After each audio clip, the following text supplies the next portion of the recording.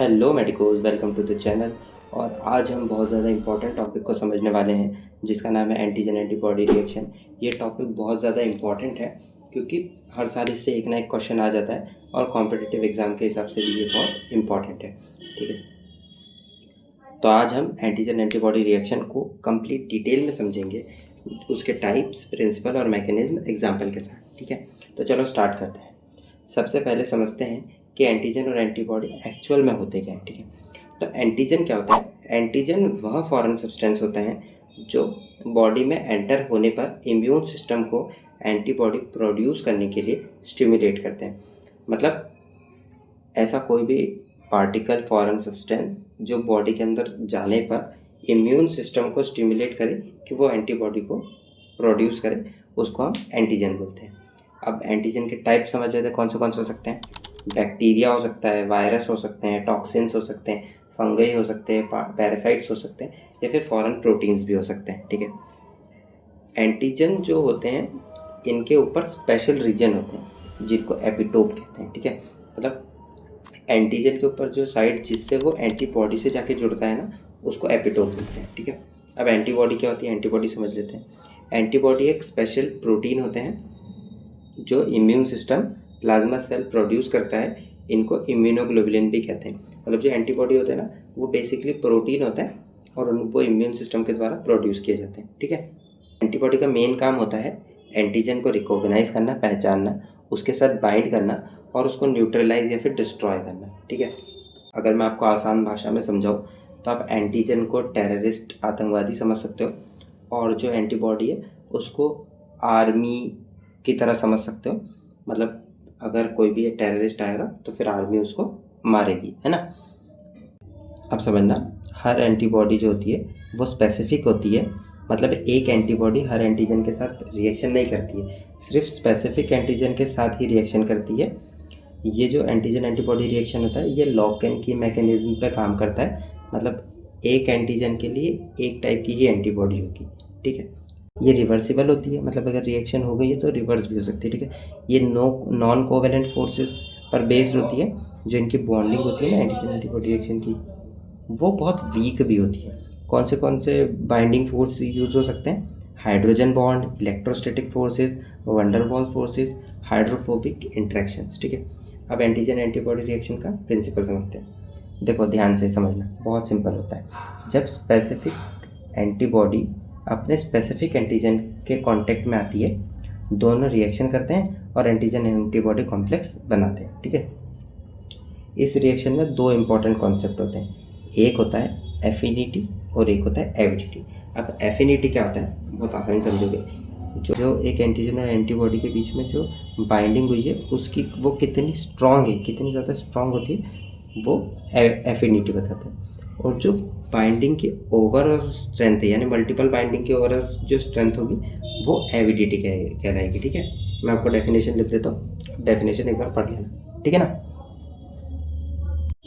अब देखो समझना, एंटीजन और एंटीबॉडी दोनों का जो रेशियो, जो दोनों के नंबर्स हैं, वो अगर बराबर होंगे, दोनों इक्वल होंगे, तो सबसे ज़्यादा रिएक्शन होगी। समझ, मैक्सिमम रिएक्शन तभी होगी जब एंटीजन और एंटीबॉडी के जो नंबर्स हैं वो इक्वल हो। इसको और हम आगे समझेंगे। ठीक है, अब देखो, ये हमारी एक एंटीबॉडी है ना, और ये हमारा एक एंटीजन है। एंटीजन कोई भी हो सकता है, बैक्टीरिया, वायरस, हमने जो पढ़े थे उनमें से कोई भी हो सकता है।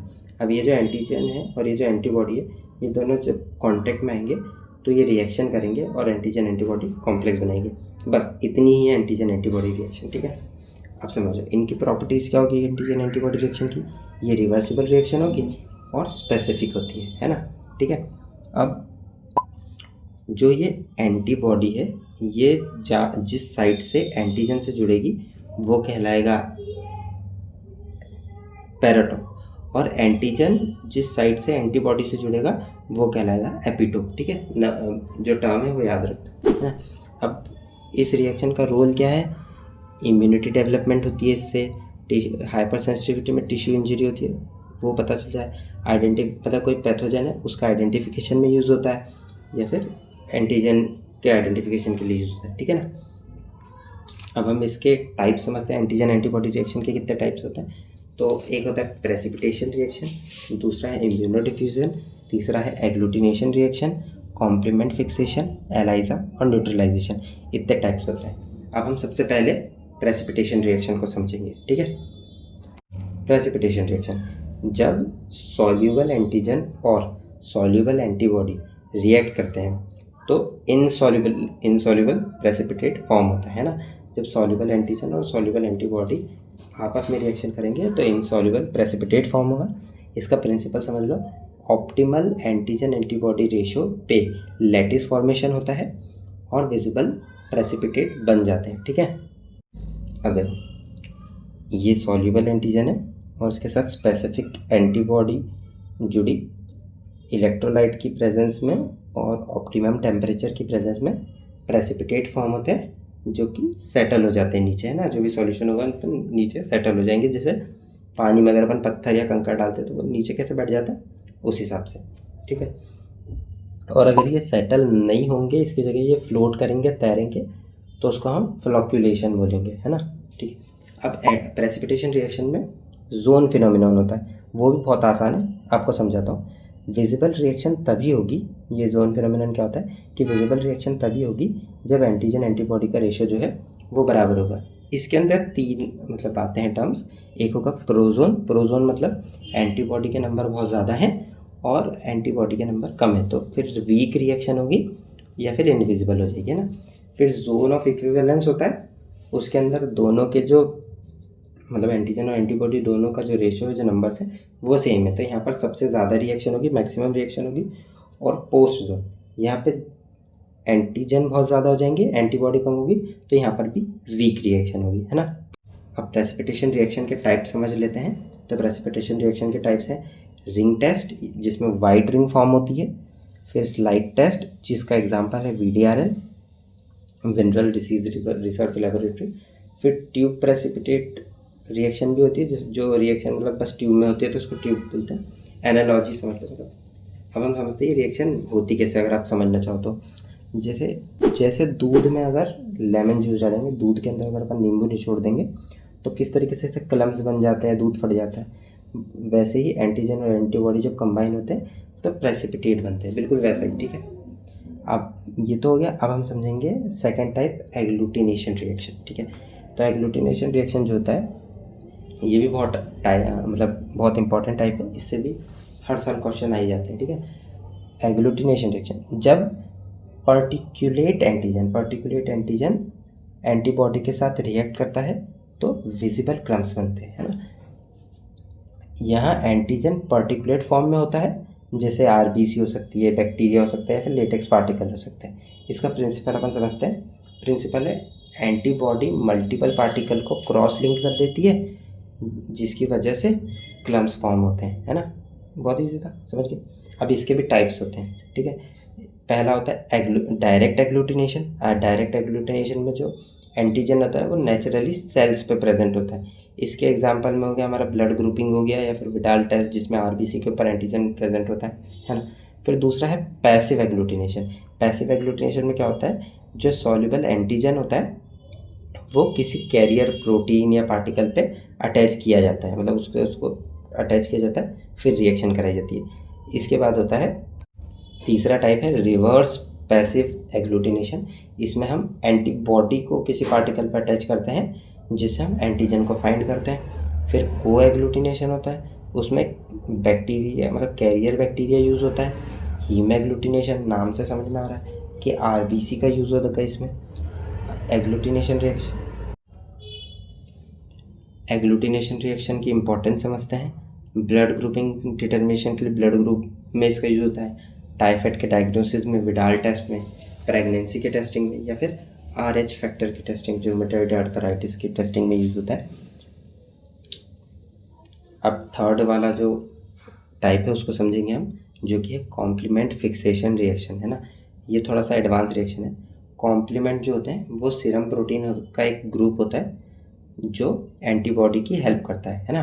प्रिंसिपल समझते हैं इसका, अगर एंटीजन एंटीबॉडी रिएक्शन होती है तो कॉम्प्लीमेंट कंज्यूम हो जाता है, अगर रिएक्शन नहीं होती है तो कॉम्प्लीमेंट फ्री रहता है। इंडिकेटर सिस्टम की हेल्प से डिटेक्ट किया जाता है। मतलब जो कॉम्प्लीमेंट है वो सीरम प्रोटीन का एक ग्रुप होता है। तो जब एंटीजन एंटीबॉडी की रिएक्शन होती है तो ये एंटीबॉडी की मदद करता है रिएक्शन में और कंज्यूम हो जाता है। अगर रिएक्शन नहीं होगी तो फिर ये फ्री रहेगा, है ना। अब इसका क्लिनिकल यूज़ क्या है, वायरल इन्फेक्शन के डिटेक्शन में या फिर फंगल डिसीज़ के इन्फेक्शन में। अब हम फोर्थ वाला टाइप को भी जल्दी जल्दी समझ लेते हैं, जो कि है न्यूट्रलाइजेशन रिएक्शन। इस रिएक्शन में एंटीबॉडी टॉक्सिन या वायरस को न्यूट्रलाइज करती है, ठीक है। इसमें टॉक्सिन या फिर जो वायरसेस होते हैं उनको न्यूट्रलाइज करते हैं। इसका प्रिंसिपल समझ लेते हैं। एंटीबॉडी टॉक्सिन या वायरस से बाइंड करके उसका हार्मफुल इफेक्ट कम कर देती है। मतलब जो एंटीबॉडी है वो टॉक्सिन या फिर वायरस से बाइंड करेगी और जो भी उसका हार्मफुल इफेक्ट होगा उसको कम कर देती है, फिर ख़त्म कर देती है। इसका एग्जांपल है टिटेनस टॉक्सिन न्यूट्रलाइजेशन, फिर है वायरल न्यूट्रलाइजेशन, वैक्सीन इम्यूनिटी, ठीक है। अब हम फैक्टर समझ लेते हैं जो कि एंटीजन एंटीबॉडी रिएक्शन को अफेक्ट करते हैं, जिसमें फर्स्ट है टेम्परेचर। अगर टेम्परेचर कम या ज़्यादा होगा तो उससे भी एंटीजन एंटीबॉडी रिएक्शन कम या ज़्यादा हो सकती है। पीएच में भी ऐसा ही हो सकता है। इलेक्ट्रोलाइट, अपन ने देखा था प्रेसिपिटेशन रिएक्शन में इलेक्ट्रोलाइट की ज़रूरत पड़ रही थी। एंटीजन एंटीबॉडी का रेशो, मतलब अगर एंटीजन कम हो गया या फिर एंटीबॉडी कम होगी तो वो भी हमने देख लिया।